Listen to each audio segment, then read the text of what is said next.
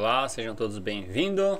Este é o nosso curso básico de teologia, né? Nós estamos no momento em que Jesus ele estabelece a sua igreja na terra. Nós já vimos, né, o que é a igreja e nós estamos agora, né, falando sobre cada uma das atividades dentro da igreja do Senhor, né? Nós falamos sobre a Santa Ceia. Hoje nós vamos falar sobre dízimos e ofertas. Depois, né, nós vamos falar sobre o louvor, vamos falar sobre o presbitério e estamos aí já perto de finalizar o nosso curso básico de teologia, né? Vamos colocar aqui o nosso slider.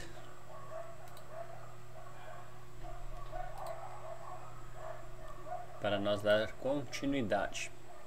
Então, algumas conclusões, né, sobre a igreja. Nós vimos que a igreja ela não é prédio, né? A igreja é pessoas. A igreja ela não tem placa, né? A igreja ela não tem um nome. Ela é de Jesus, né? Ela é a igreja de Cristo porque ele é o dono da igreja, né? A igreja do Senhor Jesus é porque ele é o dono, mas não é um nome dado à igreja, né? Não é porque o nome Igreja de Cristo é o verdadeiro, né? A igreja verdadeira. Não, a igreja de Cristo porque ela é de Jesus. O cabeça da igreja é Cristo, né? Ninguém está acima de Jesus, ele é o dono, então ele é o cabeça, né? Nós somos apenas o corpo da igreja. A lei que vigora hoje é a lei, né? É a nova aliança, né? Que Deus fez com o seu povo em Jesus.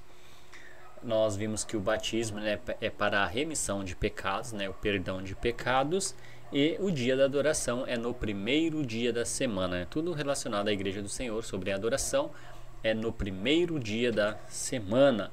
E o motivo, né, é o partir do pão, que é a Santa Ceia do Senhor, e deve ser feito todos os primeiros dias da semana. Ou seja, todo domingo deve ser feita a Santa Ceia do Senhor, né, um momento especial de nós lembrarmos do que Jesus fez por nós na cruz. Então nós comemos do pão, né, que representa o seu corpo, né, o pão sem fermento, porque ele é puro, assim como Cristo, né, é puro. E tomamos do suco da videira, que representa o sangue do Senhor Jesus, né, o sangue do Cordeiro que foi derramado para o perdão de pecados. O motivo da reunião do domingo, do culto de adoração a Deus, é lembrar da morte e ressurreição de Jesus até que ele venha. E nós fazemos isso através da Santa Ceia, né? E nós vamos continuar então e vamos ver hoje sobre dízimos e ofertas, né? O que é correto para os dias de hoje, né? Nós sabemos que a nação de Israel ela dizimava, né, 10% de tudo aquilo que eles plantavam, de tudo aquilo que eles tinham, que criavam, eles davam aí 10% daquilo para o sustento, né, daquelas tribos que não receberam herança na terra prometida. E vamos falar, né, para os dias de hoje o que é correto, né? Devemos dar 10% daquilo que nós ganhamos, né, ou apenas ofertas. Vamos dar continuidade então na nossa aula de hoje. Instruções do Velho Testamento. Números 18, 24. Deixa eu abrir a minha Bíblia aqui. Números 18. Números 18, 24. Números capítulo 18, versículo 24. Diz assim, ó: em vez disso, dou como herança aos levitas os dízimos que os israelitas apresentarem como contribuição ao Senhor. É por isso que eu disse que eles não teriam herança alguma entre os israelitas. Então, o dízimo, né, primeiramente, lá no Velho Testamento, o motivo, né, do dízimo era um mandamento do Senhor para a nação de Israel. Eles deveriam ofertar 10% de tudo que eles tinham para o sustento da tribo, né, de Levi, que não receberam herança. Eles tinham que cuidar, né, de todos os serviços da parte religiosa, os cuidados do templo, os cuidados da adoração a Deus. Então eles não receberam herança. Então os 10% de todas as outras tribos era para o sustento dessas tribos, né?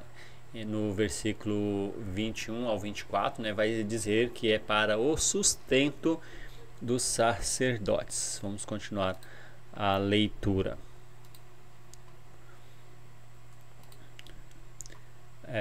21. Ó. Dou aos levitas todos os dízimos em Israel, como retribuição pelo trabalho que fazem ao serviço na terra do encontro. De agora em diante, os israelitas não poderão aproximar-se da tenda do encontro. Caso contrário, né, sofrerão as consequências do seu pecado e morrerão. É dever dos levitas fazer o trabalho na tenda do encontro e assumir a responsabilidade pelas ofensas contra ela. Este é o decreto perpétuo pelas suas gerações. Eles não receberão herança alguma entre os israelitas. Aí eu já tinha lido 24 que diz, né, em vez disso, dou como herança aos levitas os dízimos que os israelitas apresentarem como contribuição ao Senhor. E é por isso que eu disse que eles não teriam herança alguma entre os israelitas. Então, quando a nação de Israel entrou na terra prometida, foi dividido entre eles, né, as terras. Cada tribo ficou com uma porcentagem da terra, mas a tribo de Levi, né, não recebeu herança. E Deus está dizendo agora, né, aqui no capítulo 18 de Números, que a herança dos levitas era os dízimos. Os 10% de todas as outras tribos eram para sustentar os levitas. Deuteronômio 14, 22 ao 24. Deuteronômio 22. Deixa eu procurar aqui. Deuteronômio capítulo 22.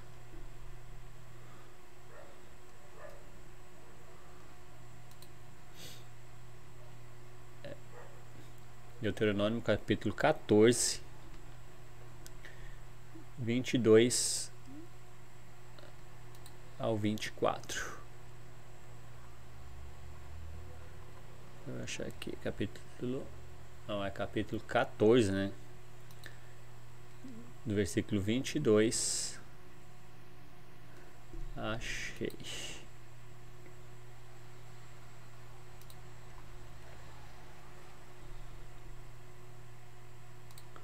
Diz assim, do versículo 22 ao 24. Separe o dízimo de tudo que a terra produzir anualmente. Comam o dízimo do cereal, do vinho novo e do azeite.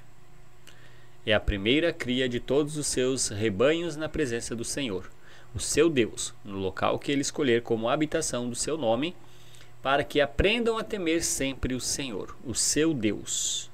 Mas se o local for longe demais e vocês tiverem sido abençoados pelo Senhor, né, pelo seu Deus, e não puderem carregar o dízimo, pois o local escolhido pelo Senhor para ali pôr o seu nome é longe demais, troquem os dízimos por prata e levem a prata ao local que o Senhor, o seu Deus, tiver escolhido. Com prata, né, comprem o que quiserem, bois, ovelhas, vinhos ou outras bebidas fermentadas, ou qualquer outra coisa que desejarem. Então, juntamente com suas famílias, comam e alegrem-se ali, na presença do Senhor, do seu Deus. E nunca se esqueçam dos levitas que vivem em suas cidades, pois eles não possuíram propriedades nem herança própria. Ao final de cada 3 anos, tragam todos os dízimos da colheita do 3º ano e armazenem-os em sua própria cidade, para os levitas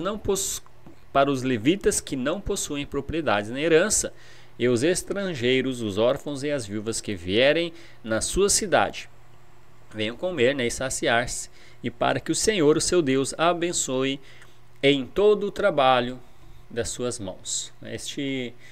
Este versículo ele é muito interessante para nós analisarmos, né, algumas coisas. Deixa eu voltar aqui e falar um pouquinho aí sobre este versículo. Então, o texto está dizendo que tinha um lugar adequado, né, para eles entregar os seus dízimos. O dízimo era 10% de tudo que eles tinham, tanto de plantação como de animais, tudo que eles produzissem, eles tinham que depositar 10% para os levitas. O texto está dizendo que se fosse longe, o lugar escolhido por Deus, né, se ele estivesse longe de onde os dízimos eram depositados, o que eles deveriam fazer? Se ele criasse gado, ele vendia, né, aquela porcentagem do gado e guardava o dinheiro. Se ele plantasse, vamos dizer que ele plantasse arroz ou soja nos dias de hoje, ele deveria pegar, né, os 10% daquilo que ele tinha, e ele não tinha como levar lá os 10% da sua colheita. Então ele vendia aquela quantidade e pegava o dinheiro e levava. Mas tem algo interessante que esse texto explica, é que ele não diz que eles deveriam chegar lá naquele lugar e depositar o dinheiro para os levitas. Eles poderiam vender aquela parte na cidade que eles moravam, eles poderiam viajar, custear a viagem, né? Eles poderiam ao longo do caminho se alimentar com aquele dinheiro, mas quando eles chegassem no lugar escolhido ali para depositar os 10%, eles deveriam não depositar o dinheiro, mas sim comprar, né, o que eles quisessem. Ele poderia ser um plantador de arroz, mas ele poderia chegar lá agora e comprar, né, outro tipo de mercadoria. Ele poderia ser aí um criador de gado, ele poderia chegar lá com os 10%, não necessariamente ele deveria comprar carne, mas ele poderia comprar qualquer outro mantimento e entregar aos levitas. Em nenhum momento o texto fala para eles entregar o dinheiro. Era 10% do que eles produziam, né? Poderiam trocar, mas nunca foi dinheiro. Deixa eu voltar aqui para o nosso slider. Aqui. Então nunca foi dinheiro. Não era dinheiro. Eles deveriam comprar mantimentos e depositar para o sustento dos levitas. Levítico 27 ao 34 diz, né, que eram frutas, azeite, temperos, animais, vinhos, sementes, fala aí, bebidas fortes, né, bebidas fermentadas, tudo isso eles podiam chegar lá, comprar e depositar, né, para os levitas. Em Mateus 23, capítulo 23, né, versículo 23, 3 anos, né, 3 anos aí da cruz, né? Vamos ler Mateus 23, 23.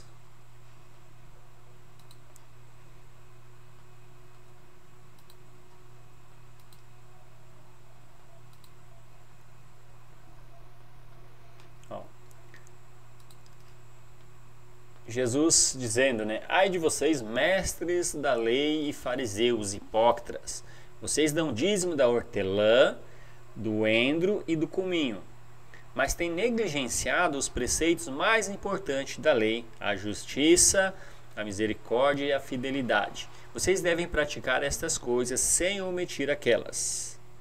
Então, Jesus está dizendo que os fariseus, eles davam, né, o dízimo da hortelã, do cominho, do endro, mas eles negligenciavam, né, nos preceitos mais importantes, que era e aqui Jesus está dizendo, há 3 anos antes aí da nova aliança, né, Jesus fala com os escribas, né, os fariseus, e ele está dizendo que o dízimo era praticado como lei, né, na lei de Moisés, era um mandamento e eles deveriam praticar, e eles faziam isso, né? Eles davam, né, eram rigorosamente fiéis à quantidade, né, que o próprio Senhor Jesus diz que eles realmente davam mesmo os 10%, Eles dizimavam, mas eles negligenciavam em outras coisas aí, muito importante também. Malaquias, 400 anos antes de Cristo. Este texto de Malaquias é muito importante nós lermos, porque infelizmente hoje muitos homens tendenciosos, mal informados, né, ou sem procurar, né, conhecer as Escrituras de maneira correta, chegam a fazer até terrorismo com a palavra de Deus através dessa passagem de Malaquias. Então vamos ler neste texto de Malaquias. Malaquias, a partir do capítulo 1, né, nós vamos fazer uma leitura aqui de alguns versículos para nós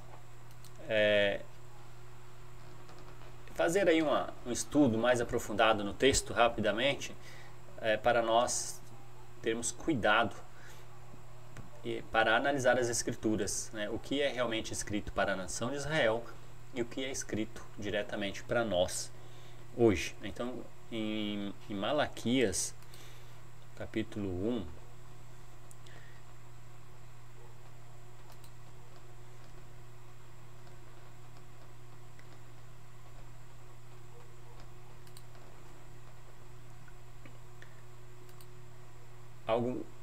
algo muito importante, né? Quando nós vamos estudar a Bíblia, e isso serve para qualquer livro, quando nós queremos contextualizar, né, um livro ou uma passagem, tem algumas perguntas que nós devemos fazer para o texto. E uma das perguntas quem escreveu, né? Aqui é o profeta Malaquias, e Deus falando com o povo, né, através do profeta Malaquias. E uma segunda pergunta é para quem foi escrito. E aqui no livro de Malaquias, no primeiro versículo, está dizendo para quem é direcionada essas palavras. Olha, uma advertência à palavra do Senhor contra Israel por meio de Malaquias. Então aí já tira, né, muitas dúvidas. Esse texto de Malaquias, Deus está falando diretamente para a nação de Israel. Era contra Israel por meio do profeta Malaquias. E aí nós vamos ver no capítulo 3, e é onde as pessoas usam esse texto muito aí, o que estão roubando a Deus, né, nos dízimos e nas ofertas, e aí colocam medo nas pessoas através dessa passagem. Olha o versículo 8. Ó. Pode um homem roubar a Deus? Contudo, vocês estão me roubando. E ainda perguntam, como é que te roubamos? Nos dízimos e nas ofertas. Vocês estão debaixo de grande maldição, porque estão me roubando. A nação toda está me roubando. E o versículo 10, ele diz, ó, tragam o dízimo todo ao depósito do templo, para que haja alimento em minha casa. Ponham-me à prova, diz o Senhor dos Exércitos, e vejam se não vou abrir as comportas do céu e derramar sobre vocês tantas bênçãos que nem terão onde guardá-las. Vamos voltar um pouquinho aqui, contextualizar um pouquinho. Por que Deus está falando duramente com a nação de Israel? A nação de Israel, eles estavam negligenciando, né, a oferta, né, o dízimo. E a tribo de Levi chegava a passar dificuldade, né, necessidade por falta de alimento, porque a nação de Israel não estava sendo correta, né, ao depositar os 10%. E houve um período que os levitas tiveram, até mesmo que alguns deles, trabalhar para o próprio sustento, porque a nação de Israel, aquelas tribos que tinham por mandamento de Deus dizimar 10%, né, de tudo que eles produziam, eles estavam deixando de fazer isso e estavam aí deixando a tribo de Levi em dificuldade. E é por isso que Deus vai falar através de Malaquias duras palavras direcionadas para a nação de Israel, porque estava deixando de dizimar aos levitas, né? E ele vai dizer no 11, né, impedirei que pragas devorem suas colheitas, e as videiras nos campos não perderão o seu fruto, diz o Senhor dos Exércitos. Então, todas as nações o chamarão felizes, porque a terra de vocês será maravilhosa, diz o Senhor dos Exércitos. Porque eles deveriam dar 10% daquilo que eles produziam para sustentar o povo de Deus, que era os levitas, os trabalhadores do templo. Deixa eu voltar aqui.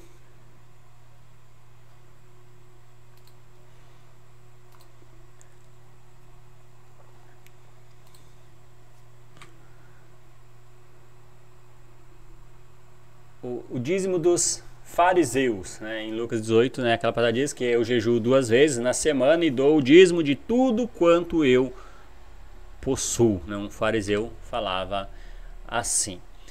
O que é oferta alçada? Em Êxodo capítulo 35 fala sobre oferta alçada. Na Bíblia, oferta alçada surgiu com a construção do tabernáculo no deserto. E eles ofertaram ali generosamente para a construção do tabernáculo. Houve uma calorosa resposta ali. Diz a Bíblia que veio todo homem a quem o seu coração moveu, e todo aquele cujo espírito voluntariamente o impeliu, e trouxeram a oferta alçada ao Senhor para a obra da tenda da congregação. Ofertaram de bom coração. Observação: as ofertas alçadas eram para a manutenção do tabernáculo. Hoje não temos mais o tabernáculo. Falsos ensinos sobre dízimos de Abraão. A Bíblia não diz que Abraão deu voluntariamente este dízimo. O dízimo de Abraão não foi um dízimo santo, da terra santa que Deus produziu, a terra santa de Deus, que foi produzida aí pelo povo santo de Deus.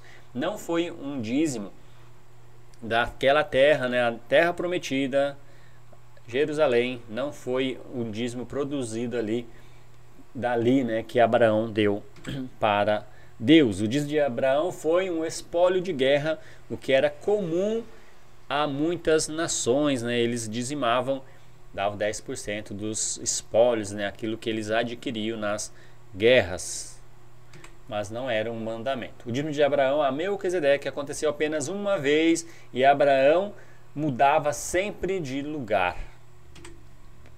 O dízimo de Abraão não provém de sua riqueza pessoal, foi uma conquista. Abraão nada conservou para si mesmo, tendo ele devolvido tudo, o que ele tinha. O dízimo de Abraão não é mencionado em nenhuma parte da Bíblia a fim de respaldar o ato de dizimar hoje. Não serve de bengala o dízimo de Abraão para nós hoje exigir que as pessoas, que os cristãos, depositem 10% daquilo que possuem.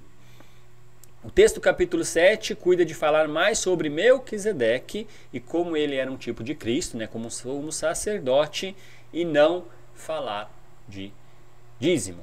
Então esse texto não serve para nós exigirmos o dízimo hoje. A Bíblia não menciona que Isaac e Jacó deram dízimo, somente Abraão. Então não foi um dízimo passado pelos patriarcas, foi algo isolado da Bíblia, em nenhum momento foi colocado como mandamento esse dízimo de Abraão. Ele deu por livre e espontânea vontade 10% dos espólios de guerra, mas o dízimo ele foi dado como mandamento diretamente para a nação de Israel. Esse sim, eles tinham obrigação, eles estavam na Terra Santa, tudo que eles produziam, Deus abençoava, e eles tinham que apenas devolver 10% para o sustento dos levitas. Colossenses 2,14 diz que a lei ela foi inteiramente encravada na cruz. Quanto por cento da lei? 100%. Nós já vimos sobre essa parte da nossa aula, que a lei de Moisés ela vigorou até a cruz de Cristo. E o dízimo estava aonde? Na lei de Moisés. E se ele estava na lei de Moisés, ele foi também cancelado na cruz. Hoje não é mais como era no Velho Testamento, né? Deus hoje ele trabalha de forma diferente como foi com a nação de Israel, né? Hoje com a Igreja do Senhor, né, é diferente. Nova Aliança, Atos capítulo 2, 50 dias, né, após a morte de Jesus, e agora, né, estamos na era cristã. Em Mateus 10, 8 diz: de graça recebeste, de graça dai, né? O evangelho ele tem que ser gratuitamente. Romanos 3, 24 diz que nós somos justificados gratuitamente. Não devemos pagar nada pela nossa justificação. Jesus fez isso por nós, morrendo na cruz. Ele pagou, né, o preço pela nossa salvação. E no segundo livro aos Coríntios, o apóstolo Paulo ele diz no capítulo 2, versículo 17: nós não estamos mercadejando a palavra de Deus. Qual deveria ser a atitude dos presbíteros em relação ao dinheiro, né?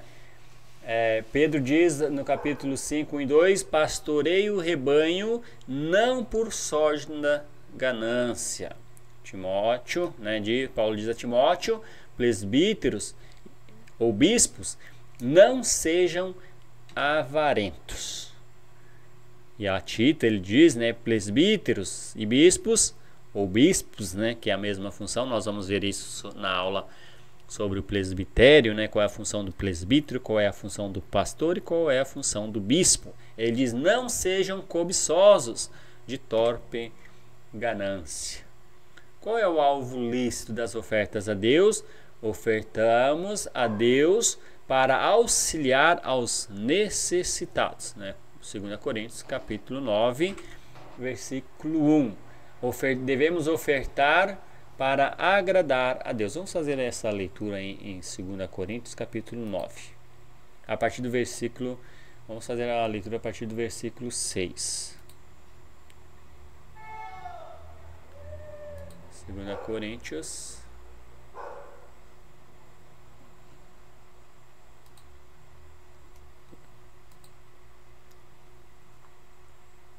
aqui, 2 Coríntios capítulo 9, a partir do versículo 6. Olha que interessante esse texto, né? Diz assim, ó: cada um de conforme determinou o seu coração. Deixa eu ver só se está no texto aqui. Deixa eu passar aqui a passagem. De novo, a partir do versículo 6. Lembre-se, aquele que semeia pouco, também colherá pouco. Aquele que semeia com fartura, também colherá fartamente. Cada um dê conforme determinou em seu coração, não com pesar ou por obrigação, pois Deus ama quem dá com alegria. E Deus é poderoso para fazer, né, que lhe seja acrescentada toda a graça, para que em todas as coisas, em todo o tempo, tendo tudo o que é necessário, vocês transbordem em toda boa obra.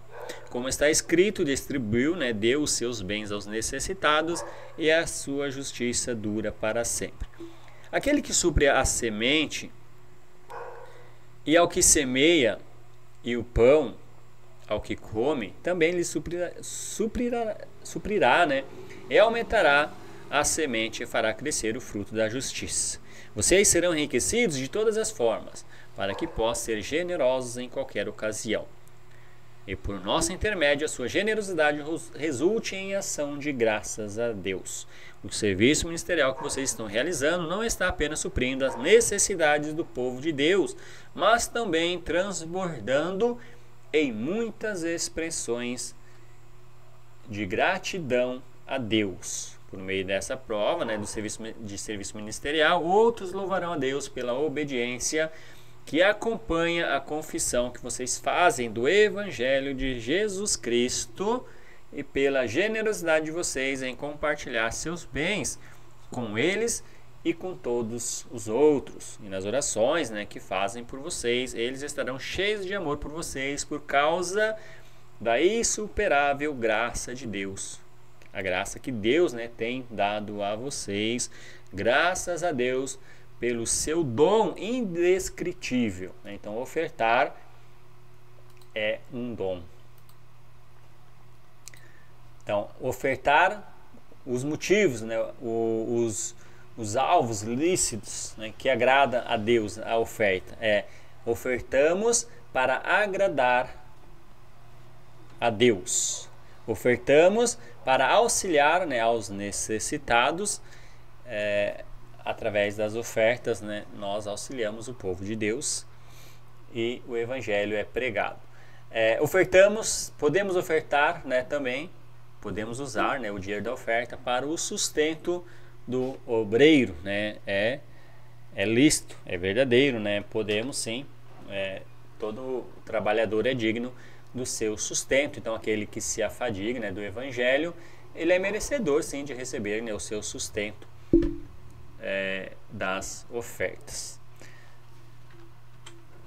Ofertamos para promover a obra missionária, né? É através das ofertas que o evangelho é pregado, né? Temos aí o uso da oferta para a manutenção, né, podemos usar para a manutenção do prédio, podemos usar para assalariar um evangelista, podemos, né? E é bom que nós tenhamos, que bom se toda a congregação tivesse um evangelista assalariado para que ele se dedicasse somente para o ensino, né, do evangelho do Senhor Jesus. Infelizmente, em muitos lugares hoje nós não conseguimos ter, né, evangelistas assalariados de forma integral. Muitos evangelistas, eles precisam trabalhar para se sustentar, né, para sustentar a sua família. Temos alguns evangelistas que vivem, né, 100% hoje do salário da igreja, mas infelizmente é um número bem pequeno, né? Deveríamos ter muito mais evangelistas aí assalariados 100% o sustento da sua família, para que ele se dedicasse apenas para a pregação do evangelho.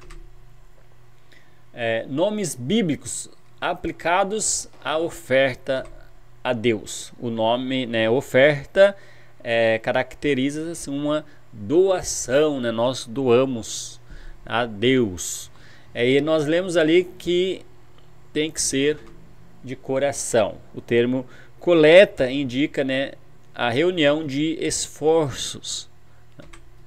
Então nós podemos usar o termo oferta ou a coleta ao Senhor. O apóstolo Paulo, ele orienta as igrejas a fazerem as suas ofertas. Orientação de Paulo, né, sobre as ofertas, as contribuições deve ser planejada. Devemos planejar a nossa oferta.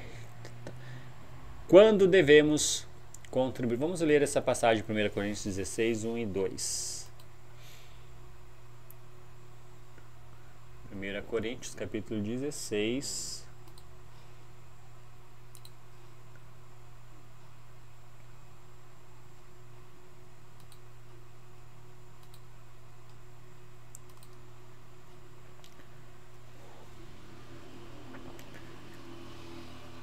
Diz assim, ó, 1 Coríntios capítulo 16, versículo 1. Quanto à coleta para o povo de Deus, façam como eu ordenei às igrejas da Galácia. No primeiro dia da semana, cada um de vocês separe uma quantia de acordo com a sua renda, reservando-a para que não seja preciso fazer coleta quando eu chegar. Então, aqui o apóstolo Paulo está dizendo qual é o dia, né? E antes do dia ele diz que é uma ordenança à igreja da Galácia. O apóstolo Paulo, com toda a autoridade, um discípulo de Jesus Cristo, ele diz, né, faça como eu ordenei às igrejas da Galácia. Qual dia deve ser feita a oferta? No primeiro dia da semana. Qual é a quantidade? Qual a porcentagem? Ele diz, de acordo com a sua renda. Ele não está dizendo que você tem que dar 10%, 20%, 30%. Ele só diz que tem que ser de coração, né? Com coração agradecido a Deus, sabendo que você está devolvendo, através da oferta você está devolvendo aquilo que Deus te dá. Você está doando, né, para a obra do Senhor, e através dessas ofertas, o evangelho ele é pregado, supre as necessidades da igreja, né, aqui na terra, e Deus quer ver cada um de nós com o coração agradecido através das nossas ofertas. E ele está dizendo então quando devemos contribuir: no primeiro dia da semana. Como devemos fazer? Cada um de vocês ponham de parte em casa.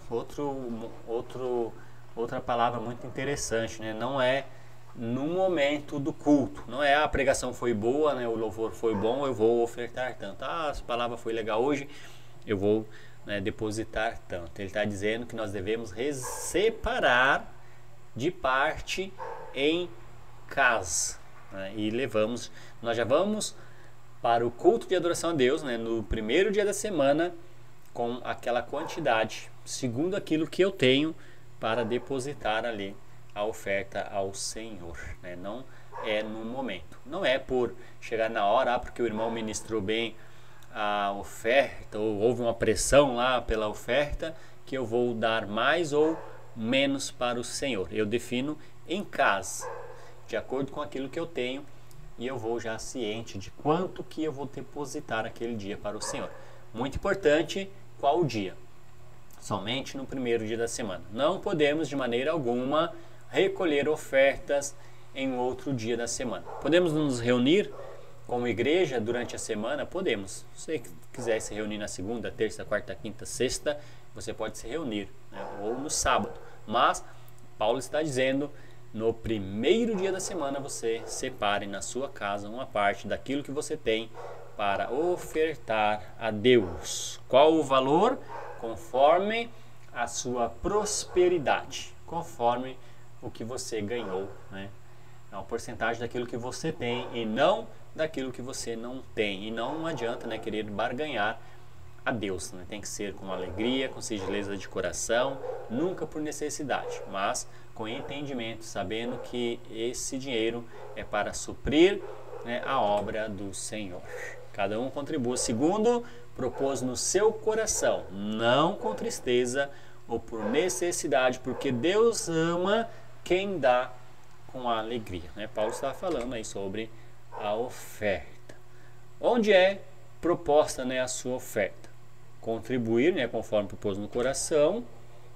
Que atitude não pode haver na oferta? Não pode ter tristeza, eu vou ofertar tanto, pode me faltar. Não posso contribuir por necessidade, eu estou necessitado de uma quantidade, vou ofertar a Deus para que Deus, né, me dê em dobro aquilo que eu estou ofertando. Não, né, não é assim que funciona.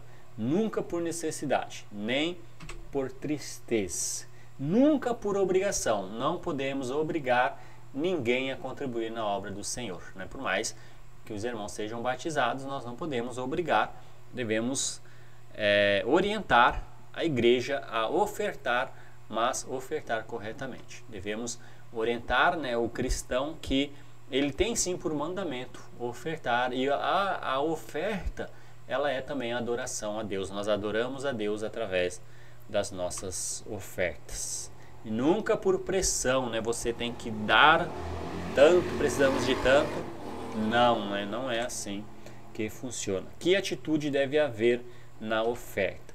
Tem que ser com alegria, com prazer, com a boa vontade. Alguém pode interferir na sua oferta enquanto você vai ofertar? De maneira alguma, né? Se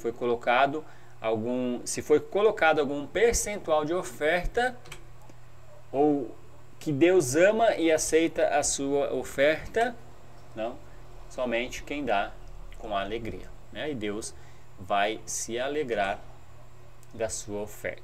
Para que devem ser usadas as ofertas? Para ajudar, né, pessoas em necessidades, primeiramente pessoas da igreja, né, primeiramente aos cristãos, e depois, né, se tem condições de fazer obras sociais, aí você pode fazer obra social sim com o dinheiro das ofertas, desde que, né, não venha faltar. Primeiramente, atender, né, aos necessitados da igreja. Em Filipenses, né, foi usado o dinheiro para ajudar Paulo em suas viagens. Podemos usar o dinheiro das ofertas para o evangelismo, para a viagem missionária? podemos, né, se for com organização, né, e responsabilidades, com planejamento, podemos sim, né, usar isso.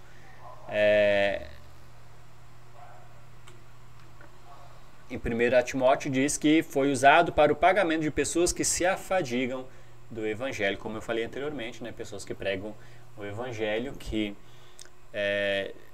escolheram, né, ser evangelista, ser sustentado pela igreja, né, esse dinheiro pode ser usado e é um bom uso.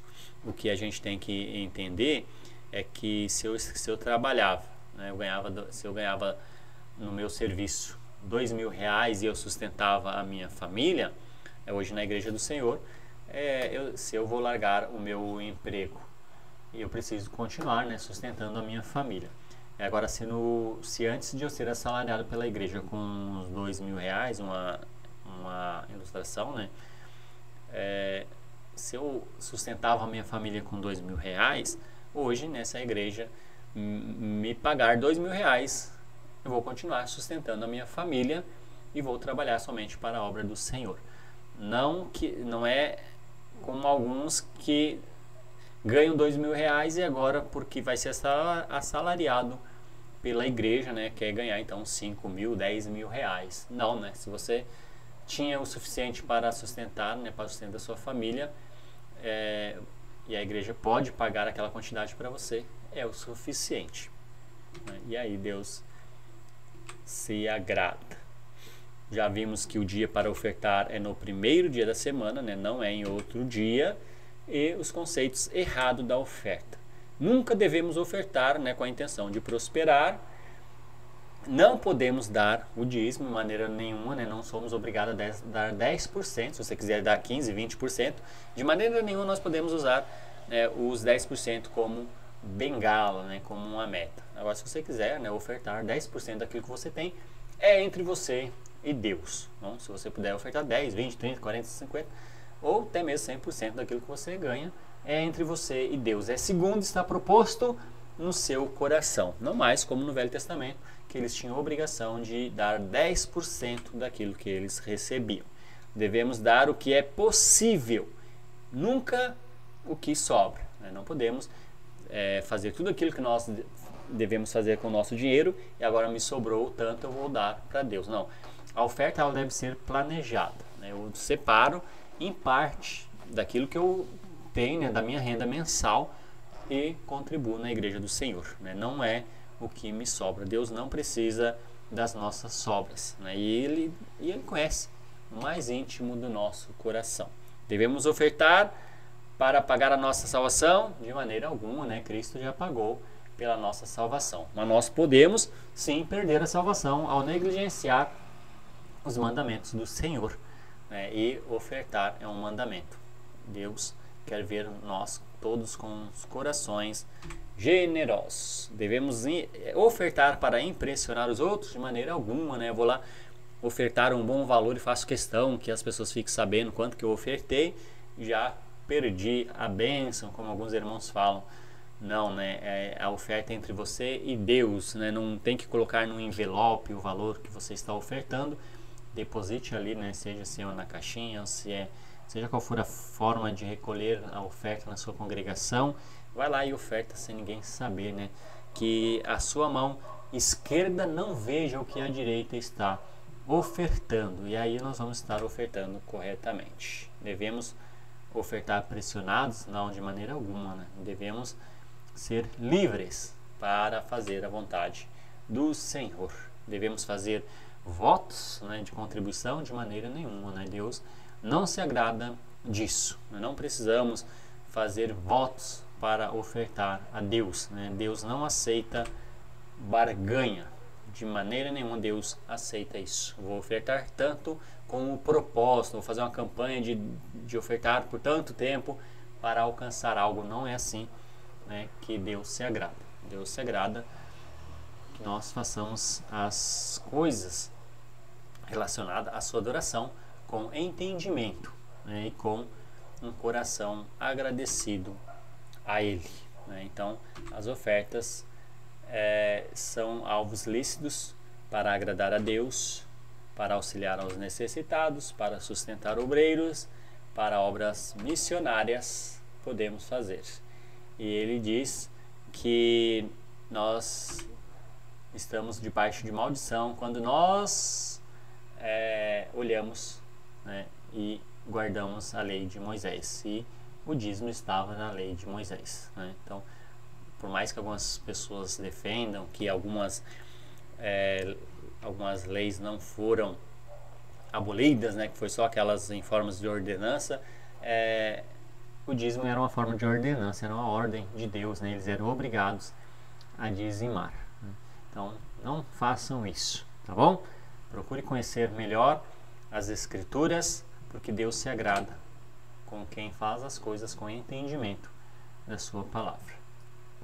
E ele diz, né, que haverá um grande castigo para aquelas pessoas que alteram aquilo que está escrito na Bíblia. Falam que a Bíblia não diz, colocam imposições sobre as pessoas, usando o texto, como eu já falei, né, de Malaquias, pressionando as pessoas a dizimarem.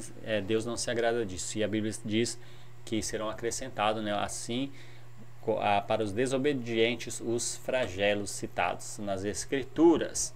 E Apocalipse 22, 29 diz que nós podemos perder a nossa parte na árvore da vida quando nós negligenciamos a vontade do Senhor, né? Em 2 João 9 diz que quando nós ultrapassamos aquilo que está escrito, né, nós não temos Deus. Então nós finalizamos a nossa aula sobre dízimos e ofertas, né? Finalizamos essa nossa aula sobre qual é a maneira certa de ofertar, né? O dízimo, ele não faz parte hoje da nova aliança. Então, o valor, né, hoje que agrada a Deus é aquele proposto no seu coração, né, o quanto é de acordo com o que você tem, não por pressão, não por necessidade, mas com alegria e entendimento, sabendo para que é este dinheiro, tá bom? Muito obrigado pela sua atenção, continue aí acompanhando os vídeos e vamos continuar aí com as outras aulas relacionadas aí à Igreja do Senhor, né? A próxima aula agora nós temos aí para falar sobre o louvor, né? Como que é o louvor aceito por Deus hoje no culto de adoração. Vamos falar do presbitério, né? Como que é o presbitério hoje, quem pode ser pastor hoje ou presbítero na Igreja do Senhor, né? Quais as qualificações. E infelizmente hoje o mundo religioso tem passado por cima das Escrituras aí e negligenciando em relação a isso. Vamos falar também sobre dons, né, espirituais. Quais são os dons que podem ser usados hoje? Quais os dons que é dado a nós que somos cristãos, tá bom? Então fique conosco aí, bons estudos e que Deus nos abençoe.